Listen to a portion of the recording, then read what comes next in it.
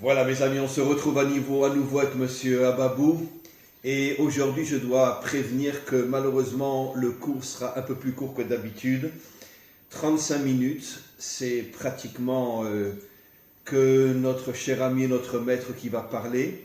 Je fais juste une petite introduction pour situer le sujet. Aujourd'hui, comme on dispose de peu de temps, on a choisi un sujet différent de celui des explications sur le livre et plus tard, comme on vous l'a promis, le Zohar à Géoula.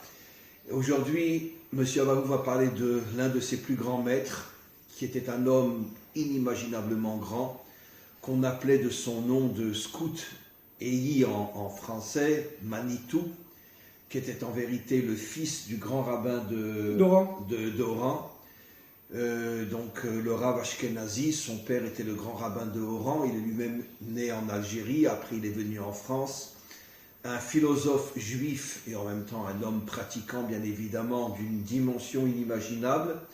Et je dirais avec beaucoup d'émotion que c'est lui d'une certaine manière qui a, pas au niveau de la grande majorité du monde rabbinique, mais qui d'une certaine manière a lancé, a ouvert les portes à une nouvelle dimension thoraïque, une dimension très différente de toute la Torah que l'on entendait en exil et que malheureusement, même ici en Israël, on continue d'entendre au niveau de la majorité de ceux qui enseignent la Torah.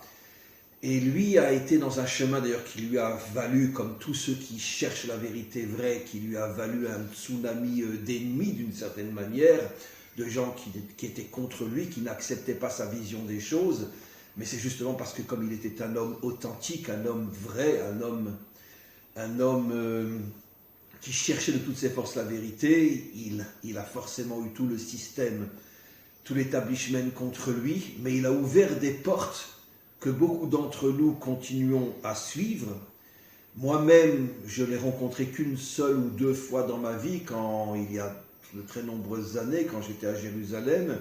Mais par contre, j'ai beaucoup de ces élèves qui, après, se sont un petit peu accrochés aussi à moi. Donc, grâce à eux, j'ai pu mieux comprendre la personnalité et l'authenticité de ce maître-là. Et voilà.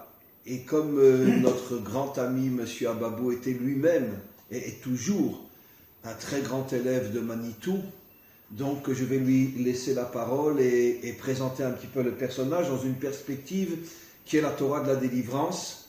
La Torah non seulement de la délivrance d'Israël, mais la délivrance de l'humanité tout entière.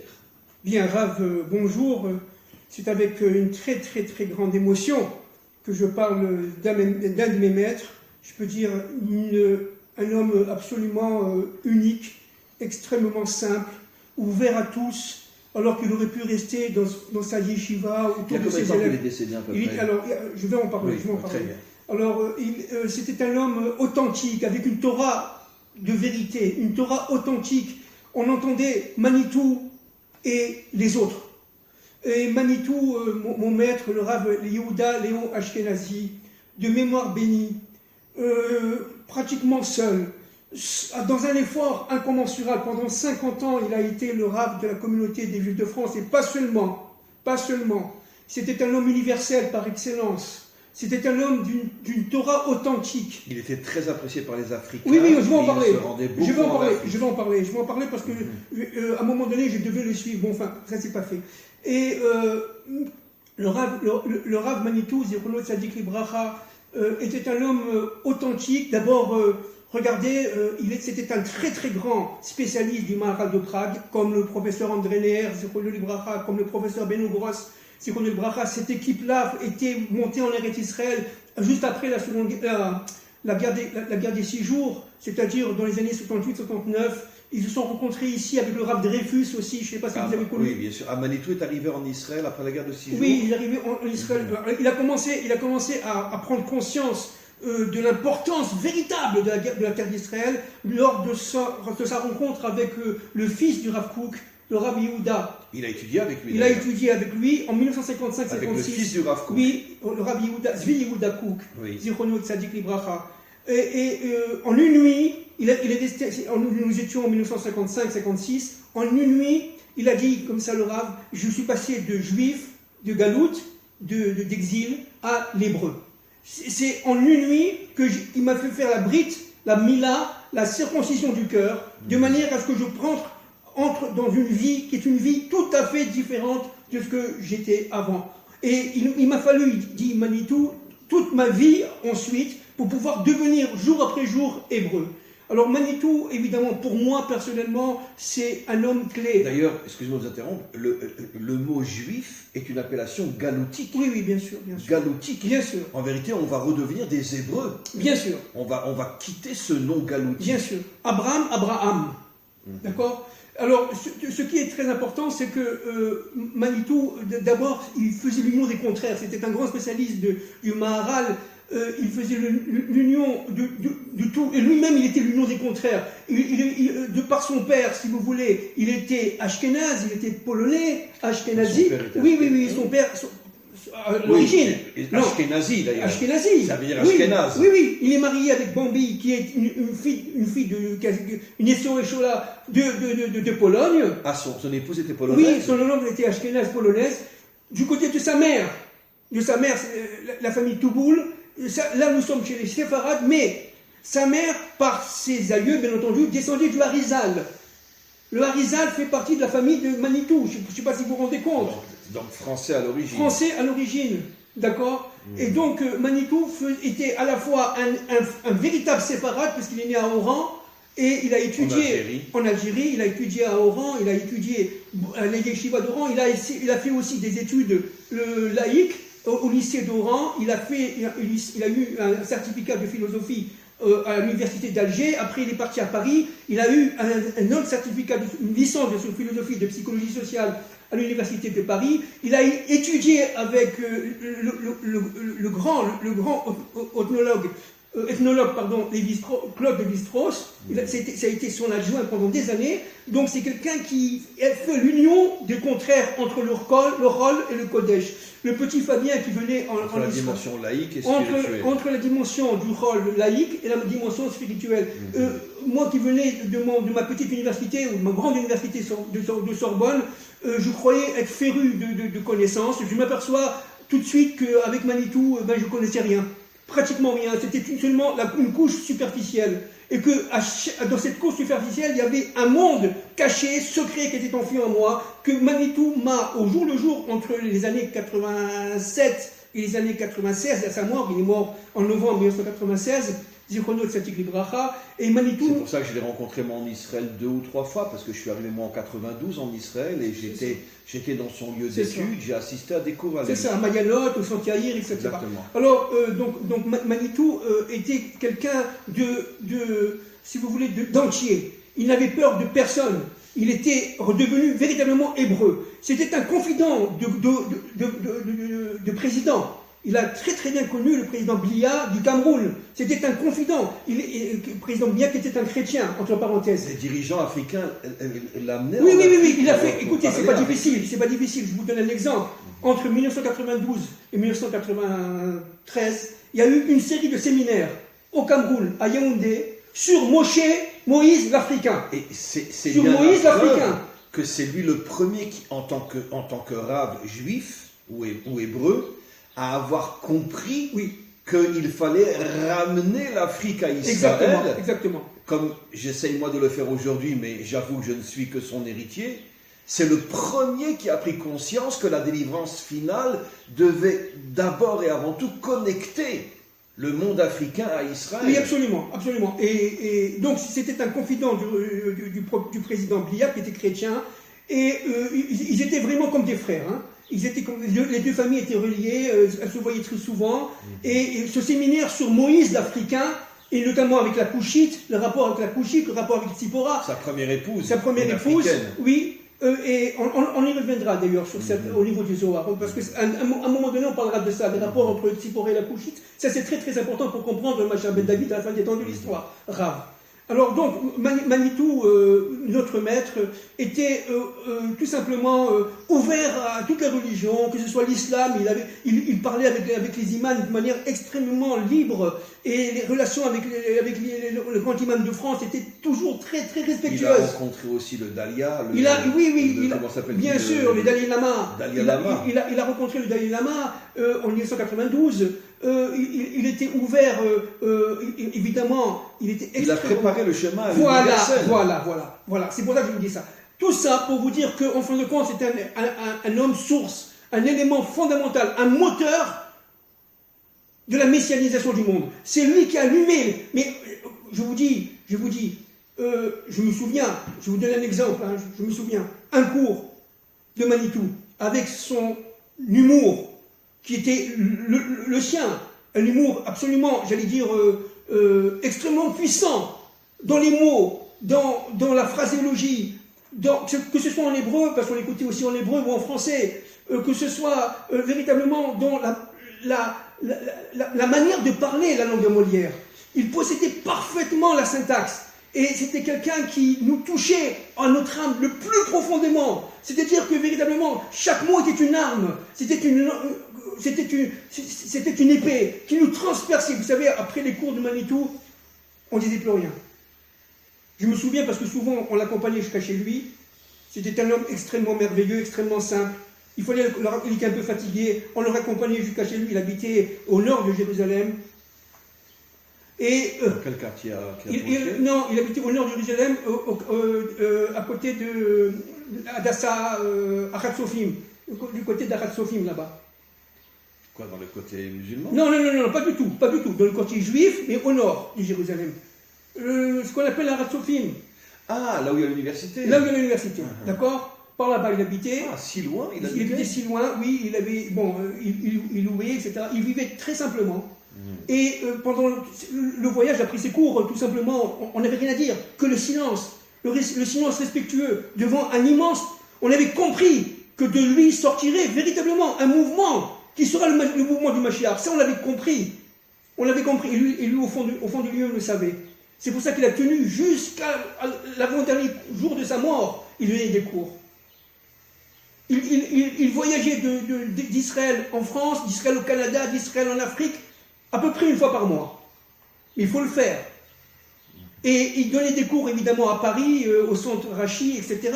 Ça, tout le monde le sait, mais ce qu'on sait beaucoup moins, c'est que c'était un très très très grand kabbaliste. Il a étudié la Kabbale avec les maîtres séfarades d'Algérie étant tout jeune. Bien sûr. Il possédait, un jour il nous a dit, je me rappellerai toute ma vie, un jour il nous a dit, les gars, en plein cours comme ça, il s'arrête, avec son sourire, qui était un sourire extraordinaire, il nous disait, les gars, et si le Mashiach sera reconnu d'abord par les Goïms, d'abord par les nations, avant Israël? C'est le Zohar dit clairement. Oui, alors attendez, on le dit clairement. Oui, on le dit. Que les premiers qui se joindront au Mashiach seront des enfants des nations. Exactement. Alors, on le dit grave. C'est un texte explicite dans le Zohar. On était abasourdis. Je parle de ça il y a 35 ans. D'accord, où les autres rabbinim étaient au niveau de la halakha, etc. On n'a rien contre la halakha, c'est juste, tout était maître. Mais quand même, le discours de Manitou était un discours absolument universel, extrêmement nouveau. C'est lui qui a ouvert les portes de la Torah et de la délivrance. Exactement. Et en plus, un Français. Absolument. Ça veut dire que ça confirme ce que dit le Rabbi Lubavitch, que la délivrance viendra de France. Absolument. Comme notre dernier cours, le couple France-Israël. Absolument. Alors, ce qui est très important de comprendre, c'est qu'il nous a dit, vous savez les gars, Israël dort. Il nous a donné ce qu'a dit le Baal Shem Tov, à peu près au XVIe siècle. Le Baal Shem Tov se retourne vers ses élèves, très tristes. Et ses élèves lui disent, mais Rav, qu'est-ce que vous avez? Lui qui était toujours en pleine joie, etc. Mais qu'est-ce que vous avez? Comment ça se fait que vous êtes triste le Shabbat, le Baal Shem Tov triste. Il a dit comme ça, il a dit, je vais vous dire pourquoi. Parce que vous voyez, aujourd'hui, le peuple d'Israël dort. Eh bien, au temps du Mashiach ben David, il sera dans un coma profond. Et seul, et même pas, vous le connaissez, même pas, il dit qu'avant la délivrance, Israël sera dans le coma. Le coma. Et même donc l'humanité tout entière. Bien sûr. On est le microcosme de l'humanité. Évidemment. Et même les piqûres d'abeilles dans l'œil ne le réveilleront pas. Et ça, Manitou le savait. Il nous disait, les gars, Israël dort, mais les nations le réveilleront. Ça nous a, à l'époque, complètement abasourdis. C'était ça, Manitou. C'est-à-dire qu'il était en avance de 50 ans sur le temps.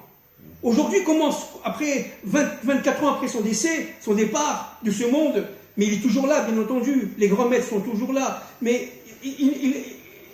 on est en train de vivre ce qu'il disait. On voit un réveil énorme parmi les nations. Bien sûr, regardez Rav. Il me disait des mots qui me font aujourd'hui trembler. J'ai envie de pleurer quand je parle de Manitou. Il nous disait par exemple le mot union des valeurs morales. Pour nous, c'était très nouveau. L'union des contraires. Qu'est-ce que ça veut dire l'union des contraires? Deux contraires ne peuvent pas s'unir, mais s'ils sont contraires par définition. Il dit non. Non.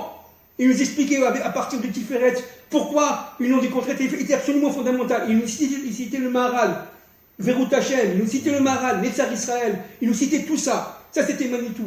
Et Manitou nous faisait trembler parce qu'il savait qu'en parlant, il touchait le Hémet. Et nous, on savait, chacun à son niveau, chacun à notre niveau. Il y avait des milliers d'élèves. Bien entendu, je n'ai pas l'outrecuidance, comme dit le professeur Adisteg, d'être un élève de Manitou. Je suis trop petit pour ça. Et ce qui est extraordinaire, c'est que Manitou lui-même révélait en nous la lumière qui était intégrée, enfouie en nous. Et à chaque cours, cette lumière s'allumait, jusqu'à devenir tout simplement nous, complètement différents. Je peux dire que ma vie, au niveau spirituel, était deux niveaux. Premier niveau, le Fabien de France, universitaire, tout ce que vous voulez, qui ne renie pas, bien entendu, son côté français ni son côté universitaire. Puis il y a eu Manitou.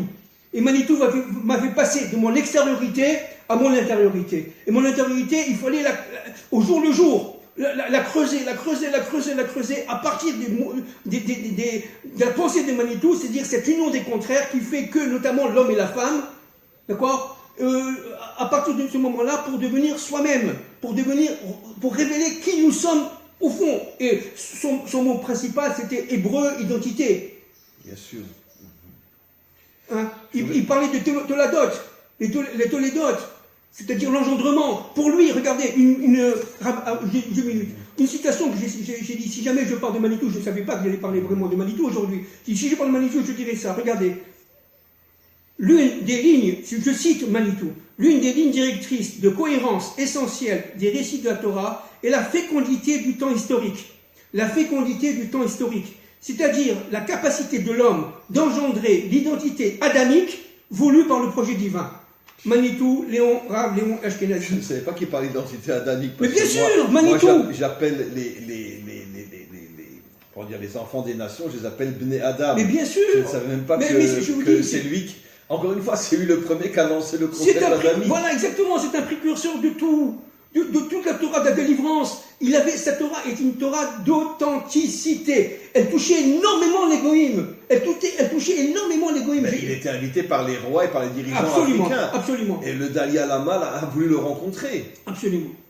Je vais revenir sur une notion importante, parce que c'est quand même quelque chose qui se relie tellement au dernier cours qu'on a fait sur le couple France-Israël. C'est quand même absolument incroyable de voir. Par exemple, donnons des exemples. Vous savez que Rabbi Shimon Bar Yochai, le Talmud dit qu'il est parti en France. Ah non, je ne savais pas. Oui, il a voyagé en France. Je vous avais dit que tous les dirigeants de Chabad ont fait des séjours en France, dont le Rabbi 8 ans. Il a étudié à la Sorbonne comme vous. Le Hari Akadosh, d'accord, la lumière de la délivrance finale au niveau de sa source, ses origines viennent de France. Manitou, même s'il est né en Algérie, l'Algérie était française à son époque. Et attendez, il était aumônier militaire d'armée française pendant la Seconde Guerre mondiale. Ah, il était aumônier militaire. Bien sûr, avant il était scout. Ouais. Il était scout, les EI, mais c'était un scout français. Oui. Attends, il était profondément français. Il est né français, Manitou. Et après, il a vécu à Paris. Après, il était à Paris des années, bien sûr. Et donc, lui aussi, il ouvre. Donc, on se rend compte de quelque chose d'absolument incroyable. Ça veut dire que finalement, toute la lumière de la délivrance passe par la France. Exactement. C'est quelque chose d'absolument incroyable, surtout qu'aujourd'hui, les dirigeants français sont nos pires ennemis. Bien sûr. Même si la vitrine est très belle. Mais, bien sûr. Mais c'est comme le porc qui monte ses sabots et dit je suis cachère. Mais bien sûr. Mais surtout, ne m'ouvrez pas ma bouche. Mais bien sûr. Maintenant, je ne parle pas du peuple, qu'à Dieu ne plaise, je parle des dirigeants, bien évidemment. depuis la guerre des 6 jours. Donc, je voudrais revenir sur cette notion-là. Donc, l'universel dans le sens de l'unité, pas de l'uniformité, c'est-à-dire chacun reste avec ses différences, mais on s'unit et on se respecte, on voit que ça passe par la France. D'accord ? Absolument. D'ailleurs, c'est intéressant, dans le mot tsarfat, il y a la racine tsirouf, rassemblement. Rassemblement. Exactement. Tsirouf, en hébreu, rassemblement. Et ma question est la suivante. Je voudrais qu'on approfondisse un petit peu cette notion-là. Encore une fois, il faut qu'on arrive à rentrer dans l'intériorité. Pourquoi la France ? Pourquoi Manitou sort de France ? Pourquoi Rabbi Shimon Bar Yochai a fait un séjour en France ? Bon, ça, c'était pas la France à l'époque, mais bon, il y a 2000 ans, il a fait un séjour en France. Pourquoi le Hari HaKadosh vient de France ? Pourquoi tous les grands maîtres de la Kabbalah, on en a parlé l'année dernière, qui était ce grand maître Sfarad qui allait au palais de la reine le Rida, qui était un grand Mekoubal aussi, qui allait jusqu'en France et qui était reçu par la famille royale. Il parlait Kabbale avec la reine. Il parlait Kabbale avec la reine Antoinette. Oui, Marie-Antoinette, bien sûr. Marie-Antoinette. Donc, qui était une très grande chrétienne férue de Torah. Elle parlait de Dieu avec sa mère. J'oserais presque dire comme un vrai chrétien. Ah ouais, incroyable. Les vrais chrétiens, on peut les compter sur les 100 doigts de la main aujourd'hui, mais un vrai chrétien sait que sa source et son origine véritable, c'est la Torah. Et il ne dira jamais l'Ancien Testament. Il dira la source de ce que je suis. Et j'en connais des milliers comme ça aujourd'hui dans le monde. Absolument. Alors, ma question est la suivante. Qu'est-ce qui se cache derrière ce pays ? Alors, Qu'est-ce qui se cache derrière la France pour que toute la lumière de la délivrance passe par la France ? Je vais vous expliquer. Humblement, ce que je peux comprendre. Dans le mot, l'ancien de la France, c'est la Gaule. Gaule, c'est Gola. D'accord ? Vous avez dit la même rapide. C'est l'exil. C'est-à-dire que ce pays-là, fait partie ici. Le mot Gaule veut dire l'exil. Oui, l'exil. Donc la Gola, d'accord ? La Gola. C'est pour ça que les premiers Juifs qui ont quitté la terre d'Israël sont partis en Gaule. Ils ont été forcés par les Romains à conquérir la Gaule. Oui, bien sûr. Entre parenthèses, pour rigoler un peu, Astérix, Goscinny, c'est l'histoire. C'est l'histoire d'Israël. Mais Goscinny était juif. Bien sûr. Et il a caché derrière Astérix, Obélix et la potion magique, qui est la Torah. Il a caché la résistance d'Israël contre les Romains. Mais ça s'est passé en Gaule. Ah oui, oh là là, pourquoi alors que lui était belge, mais bien pourquoi sûr, il a choisi la France ? Mais bien sûr. Ça s'est passé en Gaule. Ça, j'ai jamais rebondi là-dessus. Mais bien sûr. Comme si lui avait ressenti que la résistance contre l'établissement des dirigeants passerait par la France. Exactement. Et la fameuse potion magique qui est la Torah. Bien sûr. Ça j'ai jamais fait. Bien sûr, regardez. La France. Et regardez, l'habit d'Obélix, c'est bleu et blanc. Oui. Vous avez vu, tout ça c'est connu, mais c'est très intéressant. Il est tombé dans la potion magique. Il est tombé dans la potion magique quand il tombait. Vous comprenez ? Alors, ça veut dire qu'il présente deux personnages. Voilà. Celui qui est né dans la Torah, Obélix, et celui qui constamment a besoin de l'avoir pour rester juif. Exactement. Astérix. C'est Astérix. Et Astérix et les druides, etc. N'oubliez pas. Et nous sommes là dans le monde celte, dans le monde gaulois. Alors, qu'est-ce que c'est que la Gaule ? L'ancienne de la France aujourd'hui, n'est-ce pas ? Eh bien, c'est tout simplement le Pardès d'en bas. C'est-à-dire que le Pardès d'en bas, vous savez que la tête d'Adam Arishon a été dédoublée avec la foi d'Adam Arishon. Oui. Vous avez donc deux monts, la montagne d'en haut et la montagne d'en bas. Le mont Sinaï d'en bas, si vous voulez, l'élément essentiel, c'est la France. Pourquoi ? Parce que c'est elle qui porte en elle l'ensemble des exils. Elle porte en elle l'ensemble des exils. Parce que en elle porte au niveau culturel la culture romaine, le droit romain et le droit français le droit napoléonien est un droit romain qui a été encore une fois embelli à la française. Mais la culture française est d'abord avant tout romaine. Elle est avant tout grecque. Elle est aussi égyptienne. Le président Mitterrand adorait l'Égypte. Vous savez qu'avant de mourir, le président Mitterrand, n'est-ce pas, on est mort en 1994. Eh bien, avant de mourir, le président Mitterrand savait que sa vie était terminée dans ce monde. En tout cas, il a demandé d'aller en Égypte. Le dernier week-end qu'il a passé, c'était avec le président égyptien aux pyramides, en bas des pyramides. Ça, c'est la France. C'est-à-dire que la France porte en elle l'ensemble... Il y a une pyramide sur une place en France. Oui, bien sûr. En face de... Du Louvre. En face du Louvre. Le Louvre. Il y a une pyramide du Louvre qui a été construite, entre parenthèses, avec 666, bon ça c'est codé, petit miroir, par Mitterrand. Mitterrand savait exactement ce qu'il faisait. Mitterrand était très relié à l'Égypte. Vous savez, j'ai toujours dit que Mitterrand, au niveau secret, bien entendu, c'est le dernier pharaon de l'histoire. J'ai toujours dit ça. Et la France porte en elle, véritablement, l'ensemble des exils. Mais un exil qui, comme pharaon, à la fin des temps de l'histoire, reconnaîtra Dieu. Le comme Dieu pharaon. C'est lui qui a dit la phrase qui est puissant comme toi, Dieu. C'est ça. Alors pourquoi la France? Parce que c'est exactement l'inverse d'Israël. D'ailleurs, toute l'histoire sortie d'Égypte, c'était entre autres pour ramener Pharaon à Dieu. Absolument. Donc ramener les nations à Dieu. Absolument. La France, c'est l'inverse d'Israël. C'est un zivouk, c'est un membre du couple Israël-France qui fait qu'au niveau féminin, tant que la France ne fait pas de tchouva, ne reconnaisse pas qu'il y a un seul Dieu maître de l'histoire, d'accord, eh bien, à partir de ce moment-là, il ne peut pas y avoir tout simplement de messianisation du monde et en fin de compte de retour d'Adam Rishon. Mais le peuple français est en train de faire teshuva. Pas les dirigeants, pas tous les immigrés, bien qu'il y ait une grande partie d'immigrés aussi qui commencent à découvrir la Torah aussi.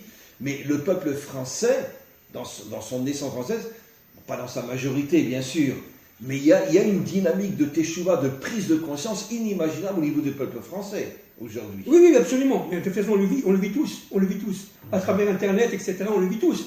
Mais ce qu'il faut comprendre, c'est que, en fin de compte, à partir du moment où la fonction universaliste de la France, mais c'est une France qui est devenue laïque avec la Révolution française, c'est-à-dire qui a voulu, au contraire, chasser le Dieu maître de l'histoire, de manière à être seule. À mon avis, elle a plutôt voulu chasser le faux Dieu, le Dieu du clergé. Oui, bien sûr.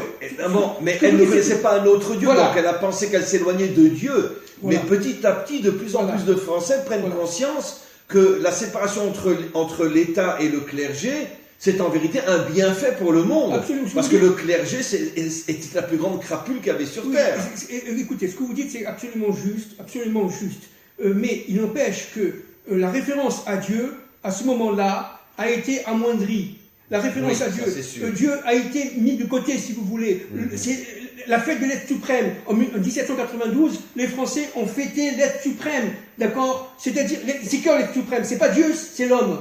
C'est l'humanisme. Donc, et toute la révolution... C'est pour ça que la Révolution française est l'héritière directe de la chrétienté. Absolument. De transformer un homme en Dieu. Absolument, exactement. Mais c'est ça. C'est exactement ça. Le monde occidental est l'héritier du monde chrétien. Exactement. Où l'homme est l'essentiel du Dieu. Exactement. Et toute la révolution politique, économique, philosophique du 19e siècle, c'est ce qu'on appelle le scientisme, avec des gens comme Claude Bernard, etc. Parce que j'ai écrit un livre là-dessus il y a très longtemps, qui fait que véritablement tous ces gens-là, c'était des porteurs de la laïcité. C'est-à-dire, évidemment, Jules Ferry en 1881, etc. C'est-à-dire qu'en fin de compte, la France a été porteuse d'un double message.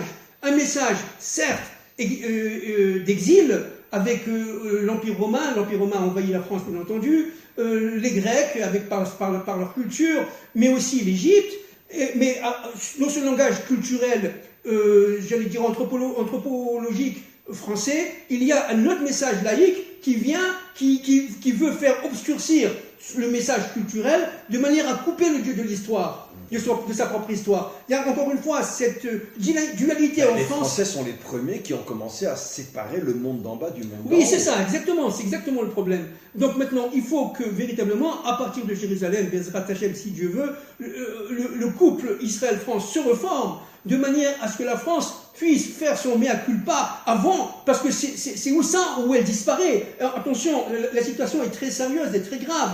Ça me fait penser au couple Adam et Ève. Exactement. Le serpent a fait tomber Ève. Exactement. C'est-à-dire qu'il a fait tomber la France. Exactement. Parce qu'il savait que si Adam et Ève s'unissent, c'est la délivrance finale. C'est exactement ça. Donc le serpent s'est attaqué à la France. Il s'est attaqué au couple universel, couple France-Israël. Il est passé par la France, par son extériorité. Il a rendu belle, etc. Marianne, tout ce que vous voulez, le plaisir, les désirs, kiffer la vie, tout ce qu'on dit en France et tout ce qu'on a vécu nous-mêmes, n'est-ce pas? Aller au restaurant, etc. Mais sans Dieu. Ne jamais mettre Dieu dans sa vie. Dieu, d'accord, il existe, mais il est de l'autre côté. Nous, on est libre. On est libre, absolument. Liberté, égalité, fraternité. Et ça, c'est véritablement le substrat du combat de Manitou. Manitou a voulu véritablement remettre Dieu dans son monde, remettre Dieu dans notre monde, remettre Dieu chez les nations, essayer de planter, comme on dit en hébreu, du tsémar, n'est-ce pas, des graines, en France, en Afrique. Il est parti au Canada très souvent, en Amérique, etc., de manière à ouvrir ces graines pour que la fleur magnifique sorte. Et ça, c'est Manitou. C'était un homme essentiel, ontologiquement essentiel. C'est véritablement une source de lumière de la Torah de la délivrance. Et je vous dis, sans Manitou, j'aurais certainement pas été l'homme que je suis maintenant. Certainement pas. Et 24 ans après son départ, il est mort en 1996, eh bien, je suis toujours relié. Je me sens toujours, et je ne suis pas le seul, il y a des milliers d'élèves. Lorsqu'on se parle, on parle de Manitou. Encore aujourd'hui, 24 ans après son départ. Il n'y a pas un jour où on ne parle pas de Manitou, lorsqu'on se rencontre, bien entendu. C'est une partie de moi-même qui est dans moi et qui est partie. Donc, comme je l'ai dit au début de cette intervention, qui malheureusement sera un peu plus courte, mais d'une qualité inimaginable, pour conclure, cher ami.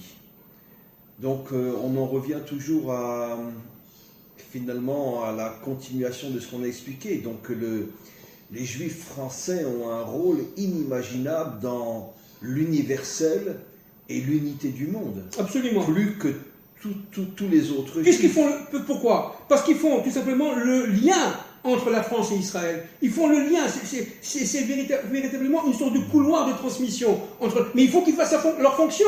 S'ils ne font pas leur fonction, mais ils tomberont, ils disparaîtront malheureusement. Pourvu que ce que je dis soit faux. Il faut absolument réveiller les Juifs de France, parce que leur travail est immense, mais à partir de Jérusalem, pas à partir de Paris. Mais évidemment. À partir de Jérusalem, à partir d'Israël en tout cas. Parce que à partir d'Israël, en tant que Juifs de France, il faut le lien dans ce couple.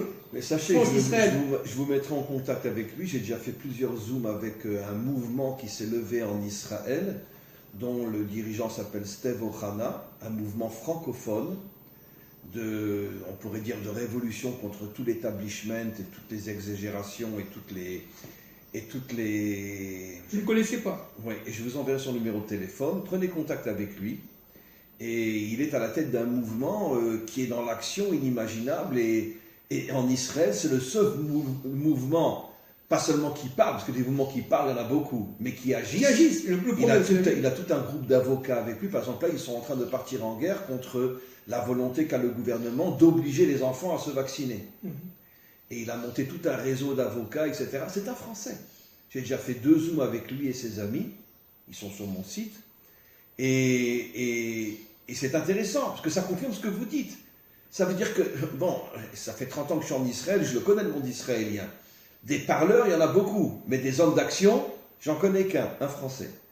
Steve Ochana et les gens qui sont avec lui. Ça veut dire qu'on voit que malgré tout, même si ça reste encore minoritaire, il y a quelque chose dans la dimension française qui fait que l'action devient une priorité. Absolument. Parce que la France est féminine, Rav. Et la féminité, c'est l'action. Bien sûr, la féminité, c'est la France. Oui. Et la féminité, c'est l'action. Ah oui, il n'y a pas plus féminin que la France, voilà, puisque c'est la beauté féminine, voilà. C'est le parfum, voilà. C'est les habits, voilà. C'est la mode, c'est la féminité. Dans le mauvais côté, mais dans le bon côté, si on arrive à ramener cette féminité dans le cadre de la délivrance finale, la France sera un des pays, on pourrait dire, phare de la délivrance finale. Absolument. Mais il ne faut pas qu'elle reste coche. Maintenant, on est au plein centre du nœud gordien. C'est pour ça qu'on dit Français, non-juifs, réveillez-vous. Ne suivez pas vos dirigeants. Réveillez-vous. C'est-à-dire, véritablement, recollez-vous à cette âme source qui est Adam Rishon avec Rava, à partir d'Israël. Mais recollez-vous.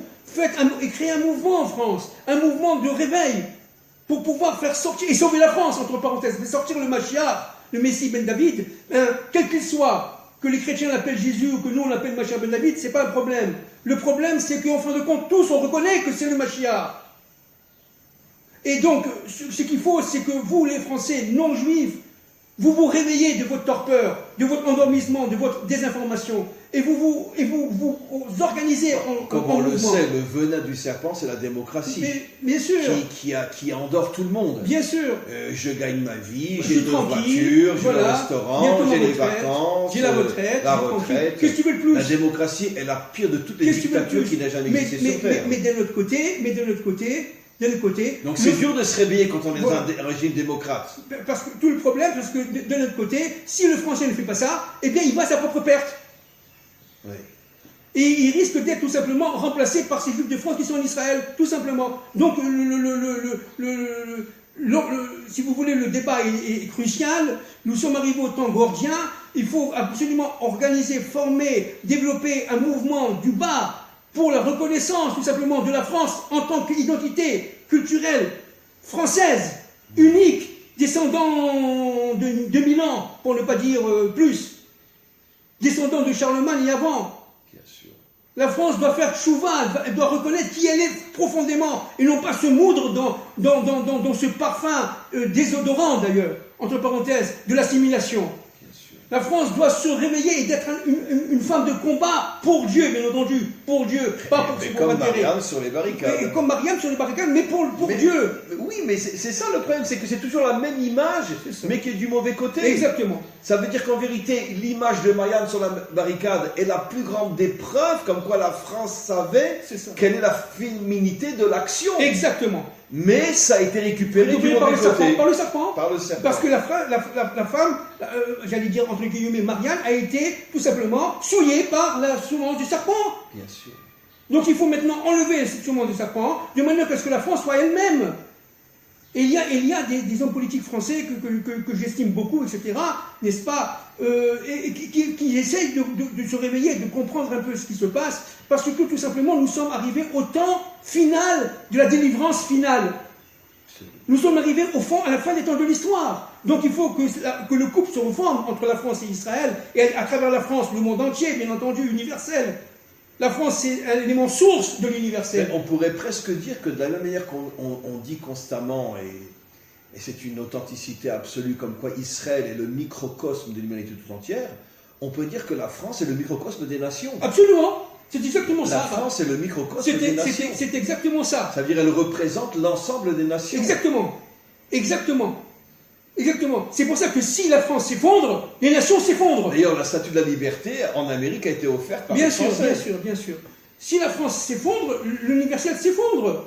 Donc il faut faire très attention. Nous sommes sur des œufs là.